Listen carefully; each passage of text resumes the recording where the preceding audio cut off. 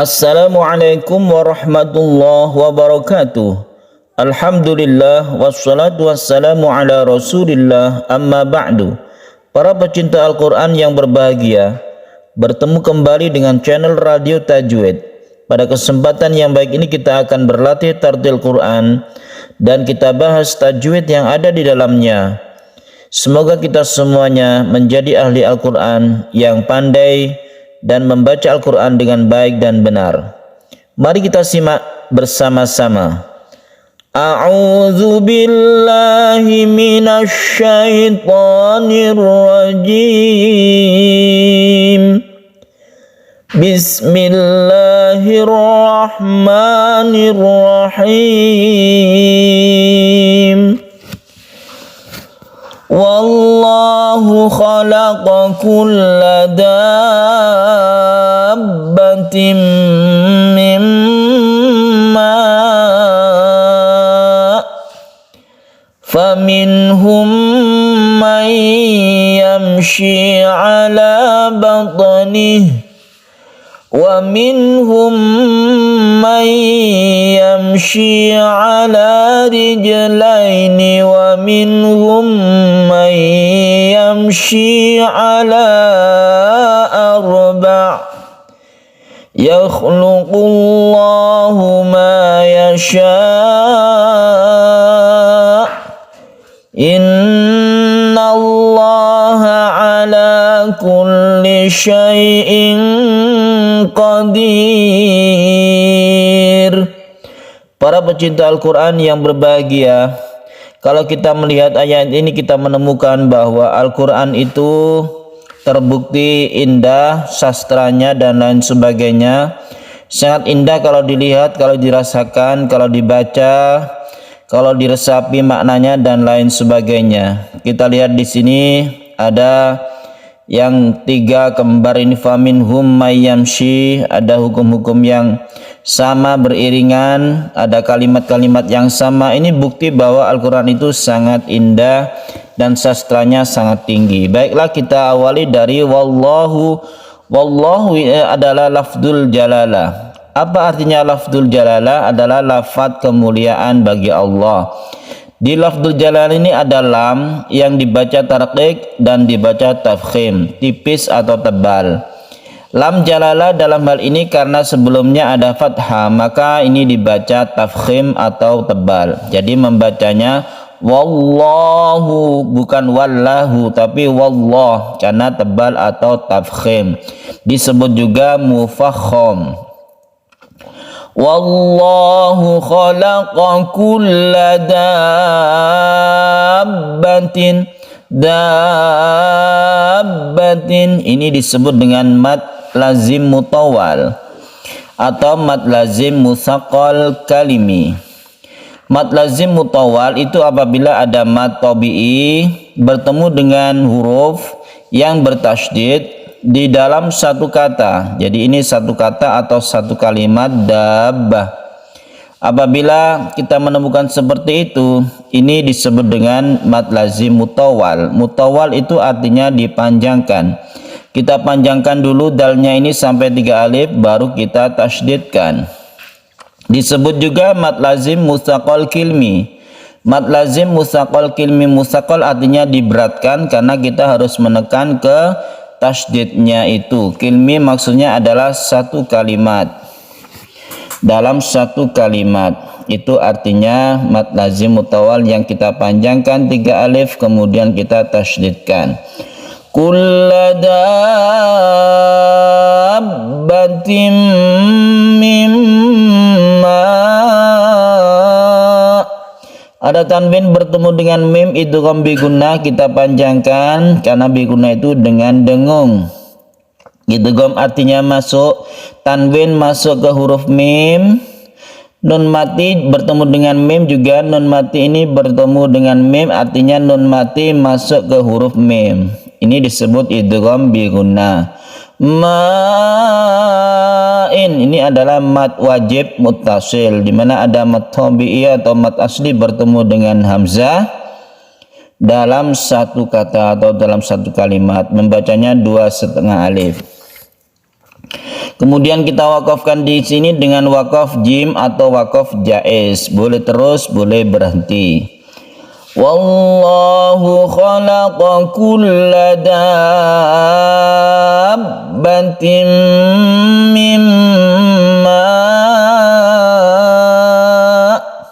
Sukun hamzahnya harus ketara, harus jelas terlihat atau terdengar suara hamzahnya. Kemudian kita lanjutkan, di sini ada nun mati bertemu dengan ha, kita sebut dengan izhar halqi. Kemudian mim mati bertemu dengan mim, kita sebut dengan idgham mimi. Nun mati bertemu dengan ya adalah idgham bi gunnah. Di sini juga ada mim mati bertemu dengan shin. Ini adalah izhar syafawi, dan ini sama, ada 3 baris yang sama hukumnya. Faminhum man yamshi ala batni.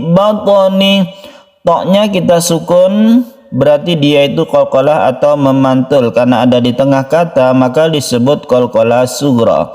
Kemudian batni, haknya ini hak dhamir kita sukun. Kenapa di sini tertulis kasro yang berdiri? Ini berarti panjang. Ini khusus digunakan kalau dia itu wasol atau terus.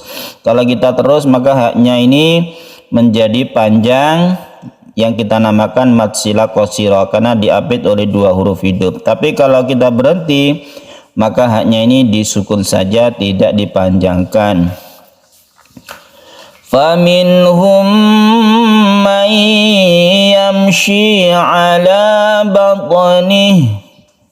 Demikian cara membaca untuk batni. Kemudian di sini juga sama ala rijlain. Apabila kita memilih di sini bersukun misalnya, maka kita baca panjang rijlain ini. Tapi di sini tidak ada tanda wakafnya. Maka kita teruskan saja, insya Allah kuat nafas sampai dengan ala arba. Di ala arba ini ala bertemu dengan hamzah, di lain kata disebut mad jaiz munfasil. Ini boleh 1, boleh 2 alif. Kemudian arba, roknya ini dibaca tebal karena sebelumnya ada fathah. Kemudian ba-nya ini sukun ain dan tidak panjang, langsung ke sukun ain yang diwakafkan. Arba ala arba. Yamshi ini 1 alif saja karena dia mad tabi'i. Wa minhum man yamshi ala rijlaini wa minhum man yamshi ala arba'. Begitu cara membacanya. Kemudian kita lanjutkan, yakhluqullahu, lafaz Allah ini yang sebelumnya dhamma ini juga dibaca tafkhim atau tebal. Ma yasha mad wajib muttasil, ketika dia jatuh waqaf maka mad jaiz munfas, mad wajib ya, maksudnya mad wajib muttasil ini bisa sampai 3 alif. Jadi kalau misalnya terus biasa tidak wakaf itu 2,5 alif, tapi kalau wakaf dia itu sudah menyerupai mad alif li sukun, artinya dipanjangkan sampai 3 alif, itu tidak apa-apa. Yakhluqullahu ma yasha, innallaha ala kulli syai'in qadir. Inna gunna musyaddada, kemudian bertemu dengan lafaz Allah yang kita baca tebal karena sebelumnya ada fathah. Ala kulli syai'in qadir, tanwin bertemu dengan qaf kita sebut dengan ikhfa hakiki. Ikhfa artinya samar dan kita dengungkan sedikit. Qadir. Nah, yang qadir ini kan mad arid disukun. Yang perlu kita garis bawahi atau perhatikan yaitu ini menjadi sukun ro. Sukun ro yang sebelumnya itu kasro maka dibaca tipis. Oleh karena itu ketika kita mewakafkan ini dibaca tipis roknya.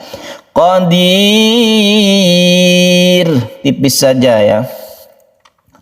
Jadi bukan qadir, bukan, yang betul adalah qadir, tipis. Jadi caranya yaitu bibir kita dikebawahkan, itu kalau tipis atau tarqiq. Tarqiq itu artinya tipis, atau kata lainnya muraqqaq, muraqqaqah.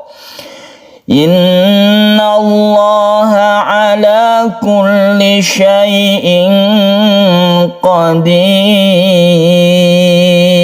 Panjangkan sekali dan tipiskan roknya. Baiklah, kita ulangi dari depan, silakan ditilukan pelan-pelan saja. Wallahu khalaqa kulla dabbatin mimma faminhum man yamshi ala batnihi wa minhum man yamshi ala rijlaini wa minhum man yamshi ala arba'. Yakhluqullahu ma yasha'. Innallaha ala kulli syai'in qadir. Shadaqallahul azim. Wassalamualaikum warahmatullahi wabarakatuh.